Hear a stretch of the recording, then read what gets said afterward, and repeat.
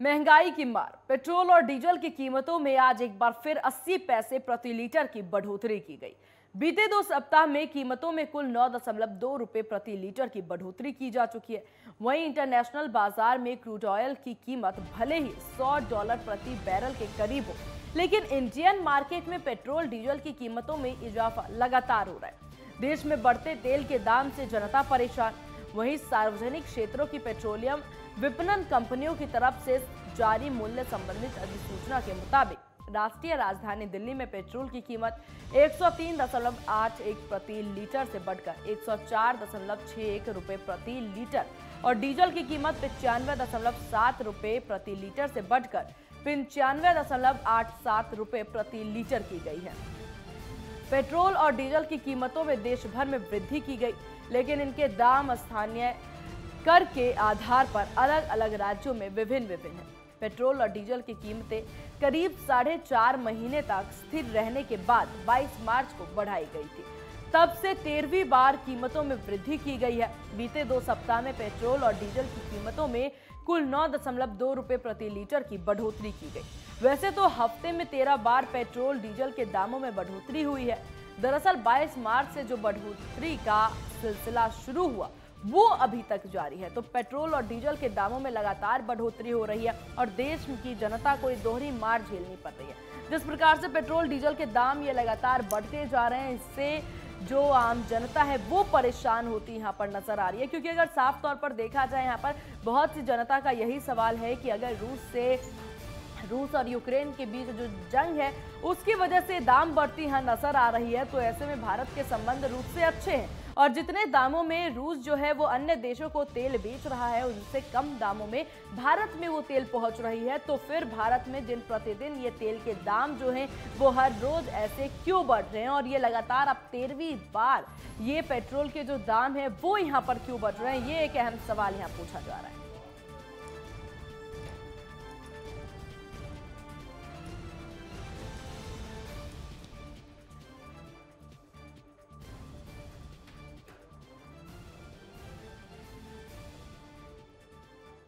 और इसी विषय पर तमाम अपडेट और जानकारी के साथ हमारे संवाददाता गुलशन दिल्ली से हमारे साथ जुट गए हैं। गुलशन, किस प्रकार से दिल्ली की जनता का ये रिएक्शन यहाँ सामने आ रहा है बढ़ते पेट्रोल डीजल के दामों को लेकर?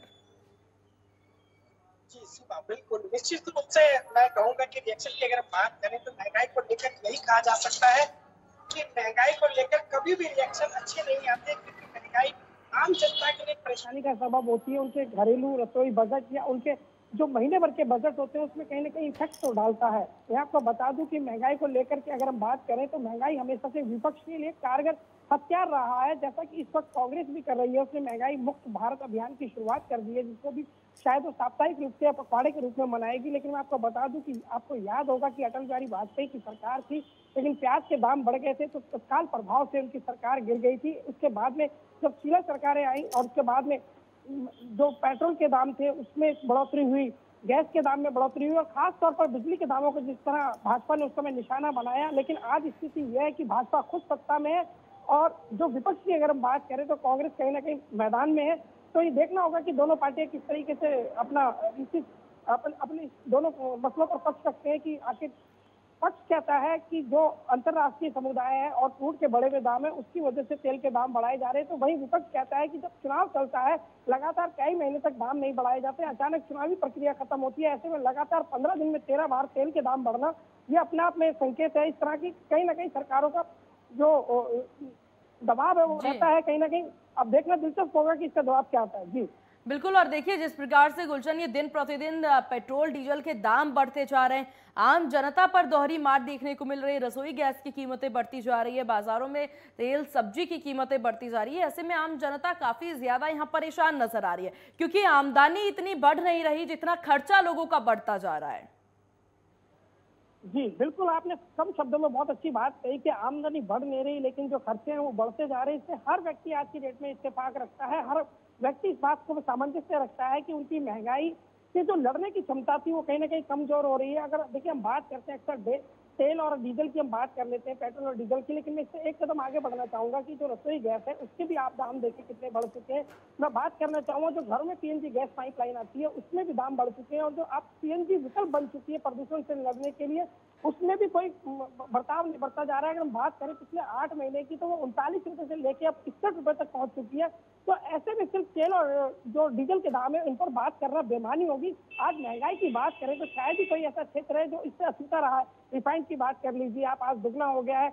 जो सिलेंडर 314 रुपए का हुआ करता था वो बढ़कर 398 रुपए का कांग्रेस के समय में हुआ था, आज उसकी कीमत 1000 के आसपास पहुंचने जा रही है। तो ऐसे में ये तमाम चीजें हैं जो आम आदमी को झटका लगा रही है। जी बिल्कुल, महंगाई की दोहरी मार आम जनता को झेलनी पड़ रही है, ये काफी ज्यादा परेशान करने वाली बात है। आपका बहुत शुक्रिया गुलशन तमाम जानकारी साझा करने के लिए।